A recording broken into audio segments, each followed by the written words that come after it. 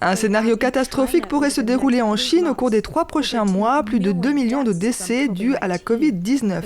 Le modèle de prévision provient de la société d'analyse de données sur la santé Airfinity. Il prévoit également la possibilité de près de 280 millions de cas d'infection dans le pays. Le résultat est similaire à d'autres prévisions d'experts. Les populations les plus à risque dans le monde sont celles qui ont évité une grande partie de la transmission et qui présentent des lacunes en matière de vaccination, et c'est exactement le cas de la Chine. Cela s'explique par le fait que la Chine n'a pas suffisamment vacciné ses personnes âgées, se concentrant plutôt sur une politique antivirale stricte appelée zéro Covid-19.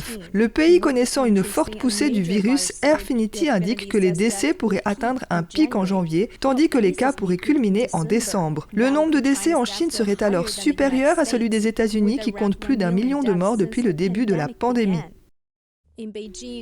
À Pékin, la demande de services de funérailles et de crémation est montée en flèche. Un employé d'un funérarium local a déclaré au Financial Times que son établissement avait incinéré 150 corps mercredi, alors qu'il en incinérait que quelques dizaines lors d'une journée normale l'hiver dernier. Les autorités de Pékin auraient chargé ce funérarium local d'incinérer les personnes décédées testées positives au Covid-19.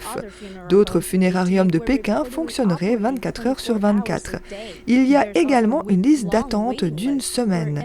Ailleurs dans le nord de la Chine, une vidéo a fait surface en ligne au cours du week-end, montrant des cadavres alignés dans un hôpital local. Alors que les inquiétudes sur la situation augmentent dans tout le pays, un employé d'un des marchés de Noël de Shanghai a expliqué que le marché a vu peu de visiteurs pendant le week-end, notant que les gens sont, je cite, trop effrayés pour sortir.